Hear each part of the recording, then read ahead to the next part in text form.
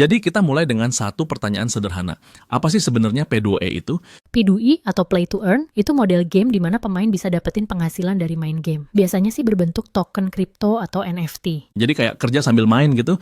Yah, kurang lebih. Tapi jangan dibayangin langsung kayak main 5 menit terus langsung jadi sultan ya. Nggak segampang itu. Haha iya, pasti banyak yang mikir begitu. Tapi mekanismenya gimana sih biasanya? Umumnya sih pemain bakal dikasih reward berupa token kalau mereka nyelesain misi, menang battle, atau bisa juga dari jual item NFT. Nah, NFT di sini itu item dalam game yang bisa dijual belikan.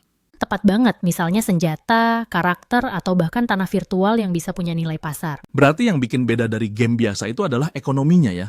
Persis, di game P2I ada elemen ekonomi nyata yang bikin pemain punya motivasi tambahan, tapi risikonya juga lebih tinggi. Risiko dari segi apa? Nilai tokennya fluktuatif. Itu salah satunya. Nilai token bisa naik turun drastis. Terus banyak juga game yang ternyata scam atau tokennya nggak punya utilitas nyata. Waduh, jadi pemain harus jeli juga ya pilih-pilih game. Iya, nggak semua game P2E itu sustainable. Banyak yang cuman pump and dump. Kayak project crypto kebanyakan ya. Heboh di awal terus hilang. Nah, itu dia. Makanya penting banget riset sebelum ikutan. Ada contoh game P2E yang sempat booming enggak? Axie Infinity pastinya. Dulu sempat jadi primadona karena banyak pemain di Filipina bisa dapat penghasilan harian dari situ. Tapi sekarang udah meredup ya hype-nya. Banget, gara-gara model ekonominya inflasi, token terlalu banyak, nilainya anjlok. Jadi kalau mau sukses, developer harus jago jaga keseimbangan ekonominya. Betul, mereka harus pastiin ada cukup demand dan supply-nya nggak terlalu over. Nah, selain dari sisi pemain, gimana dari sisi developer? Untungnya dari mana? Biasanya mereka dapat dari penjualan NFT, biaya transaksi, atau persentase dari trading di marketplace. Jadi kayak mereka bikin ekosistem, lalu ambil fee dari aktivitas dalam ekosistem itu. Gampangnya gitu. Tapi kalau sistemnya nggak jelas, pemain bisa cepat kehilangan kepercayaan. Apalagi kalau gamenya nggak fun. Orang kan main game buat hiburan juga. Nah, itu dia. Game P2I yang berhasil biasanya tetap punya gameplay yang seru. Uang itu bonus. Jadi jangan dibalik ya. Fokus utamanya harus tetap gamenya, bukan uangnya. Bener banget, kalau gameplaynya hambar, orang cuma main buat uang, dan itu nggak bertahan lama. Kayak kalau kerja tapi bosen terus, ujung-ujungnya males juga. Haha, iya. Makanya developer yang cerdas tuh mikir jangka panjang, bukan cuma cari cuan cepat. Menurut lo, masa depan P2E gimana?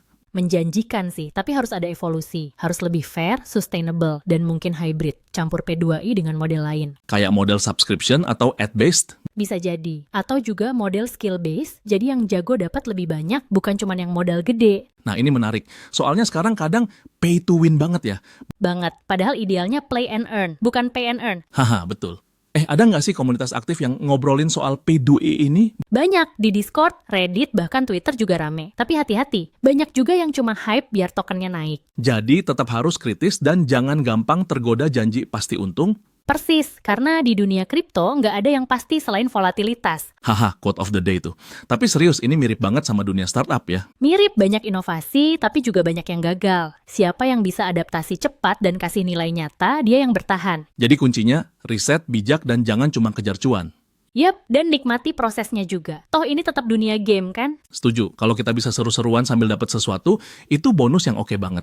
Betul, dan mungkin di masa depan, model kayak gini bakal jadi standar di industri gaming. Siapa tahu ya, anak-anak nanti bisa bilang ke orang tua, aku kerja main game. Haha, semoga orang tuanya udah melek kripto juga.